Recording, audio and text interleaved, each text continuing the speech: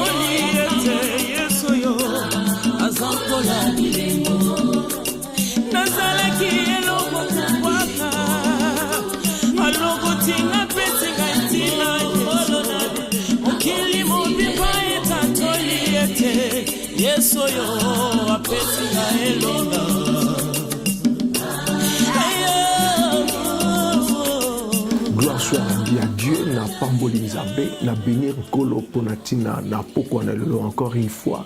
Opportunité à Pessibiso, tout le monde n'a pas quoi le ticket combo na mokonzi et pambolama, ticket combo na mokonzi et kumisama. Nous bénir Nzambe pour la présence na yo na kilti alelo na mayangani na butu alelo kolo pambolama et pas inyoso au koti na programme alelo bien aimé to bosana te tant to liko kota na kati na programme to zali ko aimer pe to liko partager enfin que ndeko aza musika ayeba likamuni ezali ko ba ko salema ndeko aza na kati na oubli asoso été tout comme na tango na libondeli tout comme na tango na prière tout comme na tango na kuluka nzambe na bomo ikola pambola pona tina la bande konyoso oyo bozali ko ba kokota kolo bénir bino kolo pambola ma nazo bénir nzambe pote mokolo lelo zaki encore une fois mokolo li pamboli moto na moto tina nzela na ye moto na moto auti na occupation na ye to iko kutana na poko lelo na katikati na sika na li pamboli nazo ndima ete kolo bénir moto moko na journée pa ya tambola ki nazo ndima ete vraiment compassion na nzambe ezwaki esika na bomoi na moto moko epai nyonso azalaki na oyo azali ko bakosala pona tina na bomoi na etobondeli nzambe. L'Éternel des armées to pamboli yo to bénir yo to lobi aux nzambe zwa lokumu mokonzi na nkembo kumisama nkosi na libota na bayuda ozai bandeli pe oza suka ya nyonso ya bomoi na biso yo nde ozali créateur du ciel et de la terre papa libanda na mosusu azali te nzambe mosusu azali te toyebi soki yo te mokonzi na bule pambola mozankolo na nyoso pambola mapona compassion na yo likolo na bomwe na biso na mabota na biso na bandako na biso to pambola to libioza nzambe to mitiki na sena maboko na yo loboko na mimoni sama na katikati na mayangani na lelo molio monsantu loba na biso na butu ya lelo corriger biso indiquer biso instruire biso na oyo itali makambo na yo to pamboli yo to libioza nzambe balingami na pamboli nzambe je pense que nazo rappeler encore oyo ezali 8e jour na biso depuis to bandaki jeune na biso ya 30 jours pour natina na mois ya septembre wa pepa etwali ko ba ko aborder to twali ko ba ko partager to twali ko ba ko bondela na temo twali ko benga la compassion de Dieu bien aimé dans le Seigneur le nom na thème mora kitoko koloba ete compassion na nzambe eza vraiment riche compassion na nzambe ezali vraiment riche.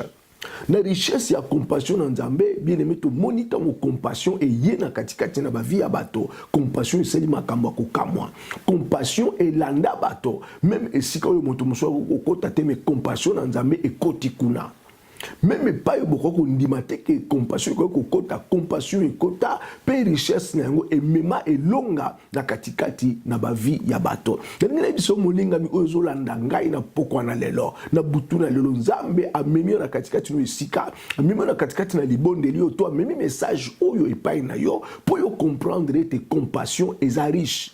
Compassion est riche, bien-aimé dans le Seigneur. Donc, parcourir la Bible, peut-être que mon n'a pas ni compassion dans Zambé et yana bomo ina bato et bato ba mona makambo minene na katikati na bavina bango. La ligne de Biblia non na livre ya Exode, le kotanga Biblia na livre ya Exode, on a tokotanga Exode 3e chapitre, le kotanga 7e et 10e verset. Exode 3e chapitre, 7e et 10e verset. L'Éternel dit, je vis la souffrance de mon peuple qui est en Égypte, et j'ai entendu les cris que lui font pousser ses oppresseurs, car je connais ses douleurs.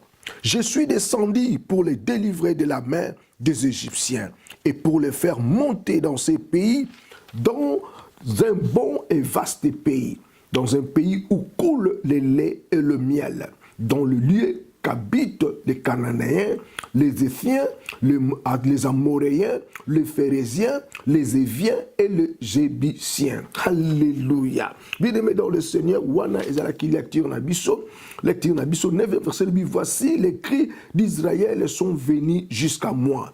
Et je vis l'oppression que leurs font sortir, souffrir les Égyptiens. Maintenant, va, je t'enverrai auprès des pharaons et tu feras sortir d'Égypte mon peuple, les enfants d'Israël. Bien-aimé dans le but, compassion est riche.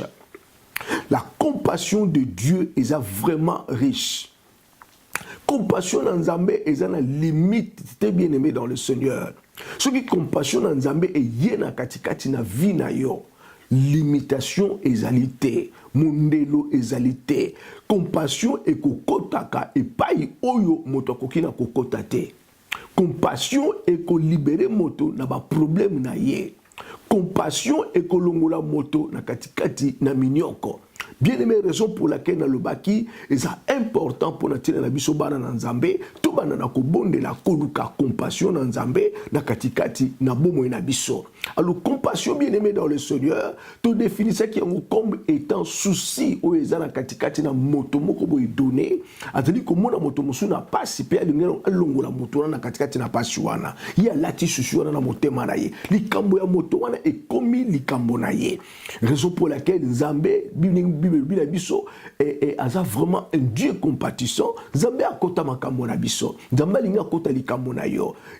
Omemana na kilo na kaka yo mokote. Mais Nzambe linga kota likambo na enfin que amema lisusu esengo pe amema lisusu koseka na katikati na bomo na yo. Na ngina loba na mama moko, na papa moko, na ilenge moko na mokolo na lelo to na butu ya lelo. Oyo esengo ese sili na katikati ya motema na ye. Bien-aimé dans le Seigneur, compassion na Nzambe zali wana. Pona komema esengo na bomo na yo, pona komema koseka na bomo na yo, kolongola yo pinzoli wana, kolongola yo souci oyo yo zalaka na yango jour et nuit. Compassion na Nzambe, na zoloba na butu ya lelo balingami, compassion est vraiment riche.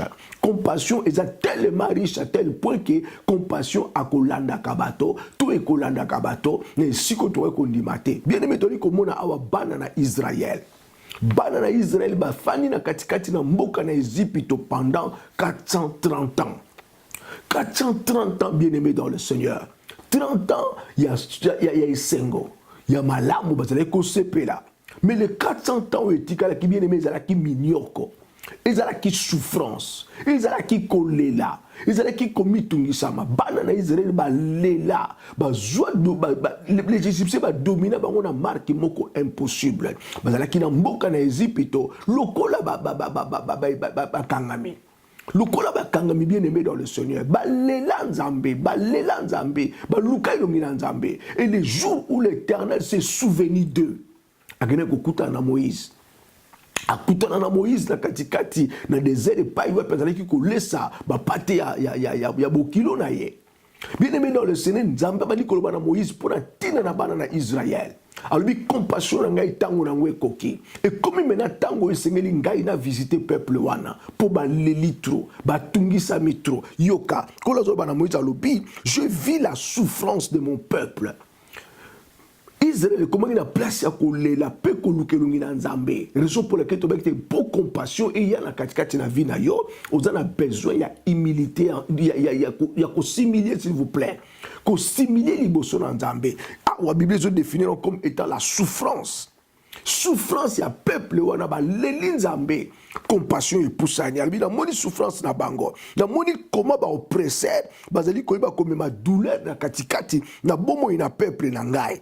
Maintenant, je suis descendu pour ne délivrer bango. Bien aimé, compassion, ya Nzambe. Ce qui est yé, ce qui humilité zali, comme qui se zali, oluke lo mina Nzambe, Nzambe akokita, Nzambe akoya, pour na secourir yo, na katikati na difficulté na yo, na katikati na problème na yo. Bien aimé, n'enga balande komo kona mukona lelo. Ce qui problème ezo komite ezo tungisa yo, luka elongi na Nzambe. Mikitisa na présence na Nzambe, benga Nzambe wana. Bible bi ayaki pona tina na bana na Israël, pona ko libérer bango na katikati na captivité. Et tango ko libérer bango bien aimé dans le Seigneur, atika ki bango ka nengwana te, azo garantir bango kabita ko mema bango na mboka oyo miliki etangaka, pe mafuta na nzoyi etangaka. Cela veut dire mboka oyo efandi na katikati na bénédiction. La katikati na bénédiction. Bien aimé, compassion et landi bana na Israël na katikati na mboka na captivité. Na katikati na esclavagisme. Compassion et landi bango. Il y a beaucoup d'exemples na katikati na Biblia où ils ont l'exception makamuni ni compassion et sala na ba via bato. Compassion na Nzambe so qui est yé. Bien aimé ekolanda yo, même sika oyo ndima kite kokota, compassion et koti na esika wana. Tokota l'exemple mosusu na katikati na Biblia bien aimé dans le Seigneur. Voilà toli kotanga bongo na livre ya Luc. Le livre ya Luc, tu as dit que la livre ya Luc, dans le 5e verset, il y a le livre ya Luc. Compassion, bien-aimé, Elanda Pierre, Nesika ya Moussala. Compassion, Elanda Pierre, Nesika ya Moussala. Pierre, bah, na pêche, bah, il pêcher. Na pêche, na bango, ils ont travaillé toute la nuit. Pas vu l'eau comme côté. Pierre a tigalaka jamais que l'autre noto, que na tongo makamusu ko salema. Durant toute la nuit, bah travailler, zui et loko mon côté. Pierre, le matin, espoir des ala qu'il soutait. Espoir des ala qu'il soutait bien aimé dans le Seigneur. Wana mwana na motoyer na tongo pona kosala mosala Nzambe ya papa na ye. Aye kokuta Pierre bali ko sokola munyama na bango. Et alobi na Pierre abi pesenga boîte na kota na kati na mai pona te sango malamu. Pierre a tikeli sika tikeli esi mokonzi sika pour mokonzi akota asala misala. Mais Pierre ne savait pas qu'il na simana musala na nkolo Yesu compassion ekoya. Nous allons banande comme bien aimé dans le Seigneur. Et li ko ba te que le kola lelo zo souffrir. Li ko ba te que le koza na difficulté na lelo au pesa Nzambe mo Congo. Pierre pouvait aussi le faire. Pierre que non, j'ai travaillé toute la nuit, j'ai le remords, j'ai fatigué, moi j'ai personne place au théâtre sans malade, mais Pierre, malgré souffrance, il a travaillé pendant toute la nuit, il a accepté, il a concédé, boire tout naïe, afin que Kolo soit kota.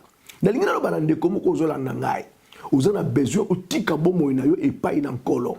Vous avez besoin de commis kitisa et pas in Kolo. Vous avez besoin de luka elongi na Nzambe pour au monde habika moi na Nzambe. Et les koloba te que le kola likamon et telemiri bomo na yo ete Nzambe abwaki yo non Nzambe ko ka bato te Nzambe pe akoboya kabana na ete. Pierre babundani butu mobimba bazu le côté mais Pierre a accepté qu'il pèse encore sur sika malgré souffrance na mais il ne savait pas que après prédication ya kolo Yesu histoire la vie na ko changer na jour wana. Bien aimé histoire ya kolo ya Pierre échanger que ce jour là. Pierre, tango kolo soit assis sur côté à son malam. Alors bien maintenant pour ça na pena maikuna boka monyama no Pierre azolo banabi Seigneur, maître, nous avons travaillé toute la nuit. Tout travaillé butu mobimba, tout zué loko mo côté. Menani lo banayo. Na ko boka monyama. Abi tout travaillé butu mobimba, tout zué et loko mo côté. Menani lo banayo. Bien aimé difficulté nous esikane. Problème ni yo zanango. Et loko ni nous autres musabo mo na yo. Limitation ye pa ni na kacha vi na yo. Musalo sala kawana ozo souffrir na ngo bien-aimé dans le Seigneur. Et loko ni nous autres musabo mo na yo. Je exemple à Pierre.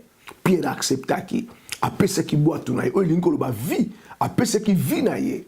Et tango apesi boato ko le soit continue katikati na boato wana et makambo selema ki après avoir côté à sango malam na zone di maite moto nyonso ko ba ete non bomo ina ngai na tambusi yango ngai moko Petro ndenge Pierre ba travail qui ce jour là na tambusi yango ngai moko Petro et comme na tango oyo mokonzi azwa contrôle ya vinanga et comme na tango mokonzi akota na bomo ina ngai azwa contrôle bien aimé occuper sa réponse oyo Pierre a pesaki. J'ai travaillé toute la nuit sans n'avoir comme mon côté, mais la parole n'a yo, n'a ko bois ka filet. Et tout moni ba résultat ni oye ya qui est pas na Pierre, na sima na ko accepter ko pèse espace dans kolo Yesu asala misala, compassion bien-aimé. Et lundi Pierre na isika na mosala, et pa yo Pierre a ko échoué, Pierre a commis na ko seka na mokolo wana. Bien-aimé, jour où on a ce qui Pierre a dit dans litige ko futa, avec qui na nyongo situation est qui résolue pour bibiler le bien témoignement na bango et comment qui a ko tonda na mbisi. Ba ko ki même ko tombola ngote et c'est nga zo aide ya bato mosusu pona ko yeba na ko tombola monyama wana. To moni compassion et la libana na Israël na katikati na pays esclavagisme.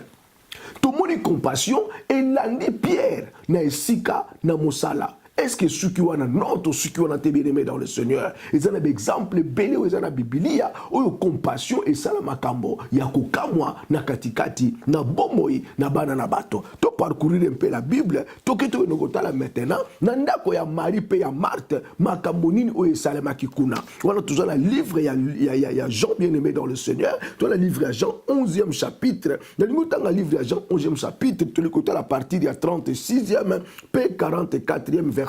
Nous allons parler comment koyozola na poko na lelo o tozana ensemble bien aimé banana ko aimer makamoto liko bakoluba awa banana ko cher pour être moto ya musika ayeba asosola ete loko mozali ko sala pe moto yo akukina komona yango sikoyo te akomona yango lobi ochepe commentaire wana pour encourager bato mosusu baliko bakotala bango pe bakoma na katikati na motivation.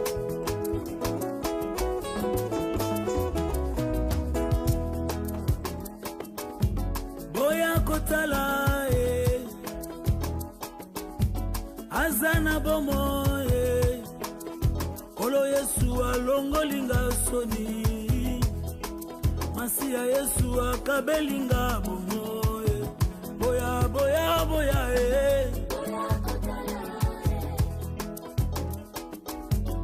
Azana bomo Kolo Yesu alongolinga soni Masia Yesu. Bien aimé tolobi compassion est riche. Compassion dans Nzambe est vraiment riche. Compassion dans Nzambe ce qui est yé na vie à moto et que ça la makambo ya kokamwa. Pour te Bible notre Dieu est riche en bonté et lent en colère. Asa riche na katikati na compassion na ye, asa vraiment riche. Ndenge na lobi compassion et la neki ba na Israël na katikati na Zipito na mboka na Boumbu, compassion et la ni Pierre na esika na mosala na tongo bien-aimé dans le Seigneur. Pierre andima kite na tongo makambo échanger na katikati ya vie na ye. Awa toli ko mona maintenant na livre ya la livre ya Jean 11e chapitre, toli ko mona histoire ya Lazare. Histoire de Lazare bien-aimé dans le Seigneur. Wana 36e verset du Kobalabiso, sur quoi les Juifs dirent, voyez comme il l'aimait. Et quelques-unes d'entre eux dirent, lui qui a ouvert les yeux, de l'aveugle, ne pouvait-il pas faire aussi que cet homme ne meure point? Jésus frémit de nouveau en lui-même, se rendit au sépulcre. C'était une grotte. Une pierre était placée devant. Jésus dit, ôtez la pierre.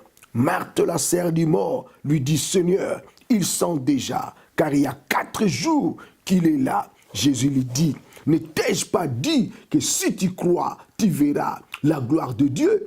Ils ôtèrent donc la pierre et Jésus leva les yeux en haut et dit, Père, je te rends grâce de ce que tu m'as exaucé. Pour moi, je sais que tu m'exauces toujours, mais je parle à cause de la foule qui m'entoure, afin qu'il croie que c'est toi qui m'as envoyé. Ayant dit cela, il cria d'une voix forte, Lazare, sors. Et le mort sortit. Nasuki Sika, on a bien aimé dans le Seigneur.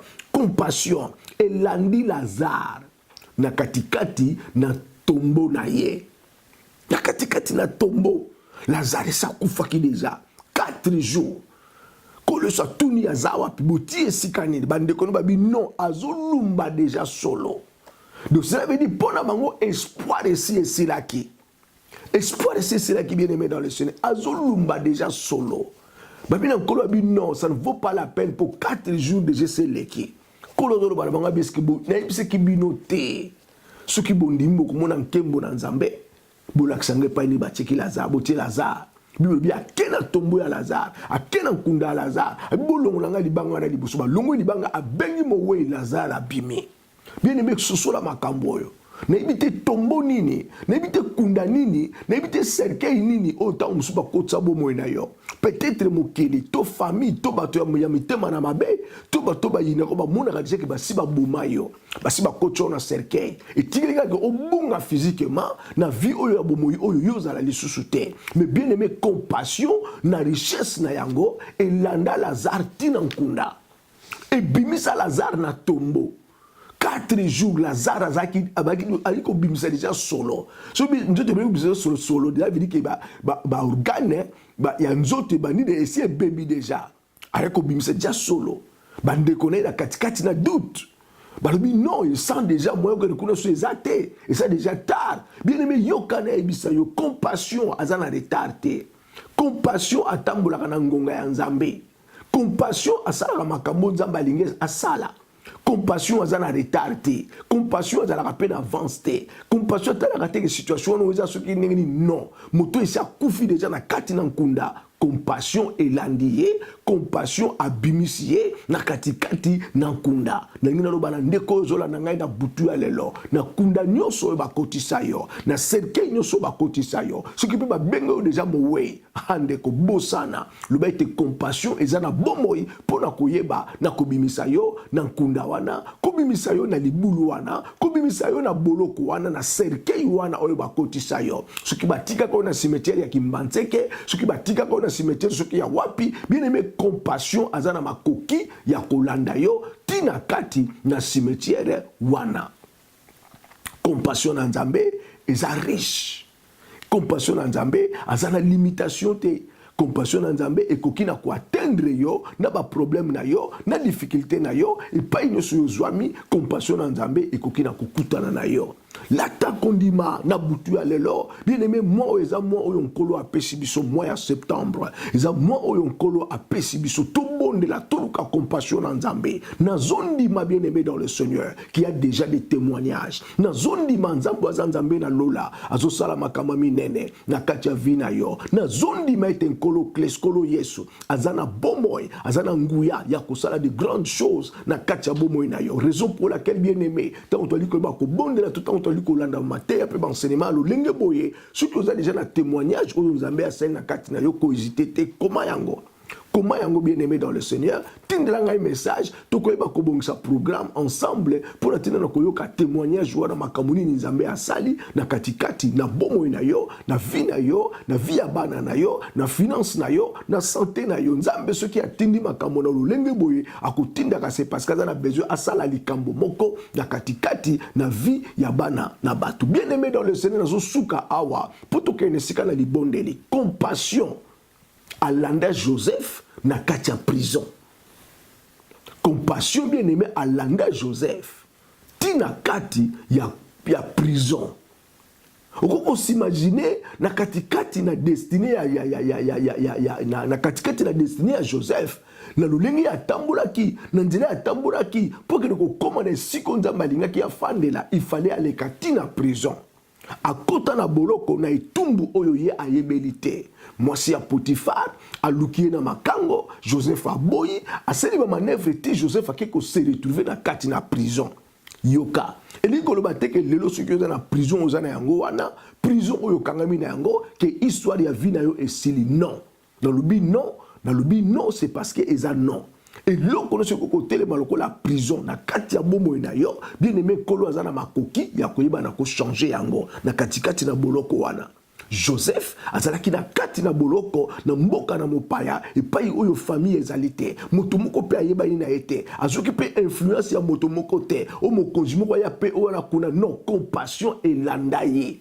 Compassion a kotati na kati ya prison. Joseph a longwe mbala moko na prison ake kokoma mokonzi na esika na katikati na mboka na Ezipito. Alors na linyo sosola peyo yeba na butu ya lelo lata kondima bien aimé dans le Seigneur, compassion azanguya, compassion azabikamwa, compassion na likoloba bien aimé za nzambe ye moko. Azana makoki ya ko changer ba histoire ya vie na yo. Alors raison pour laquelle bien aimé ngai na yo esengeli to luka compassion na nzambe.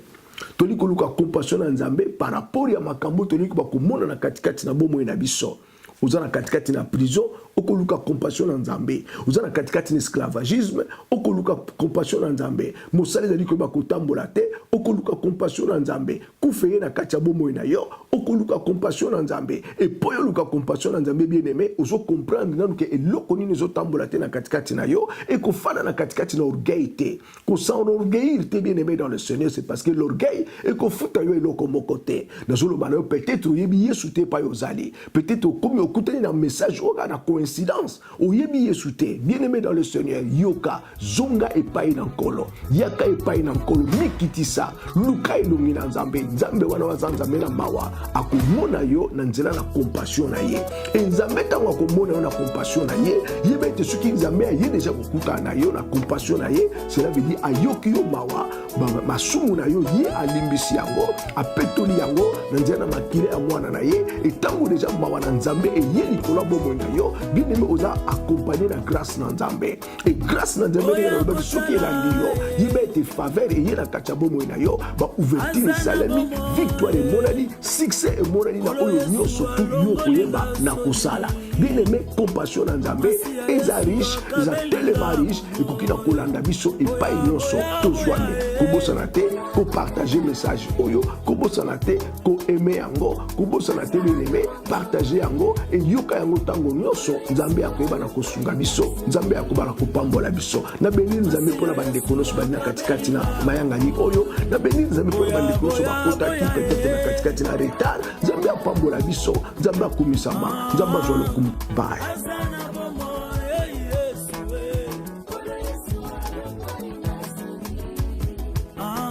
Masia Yesua inga bongo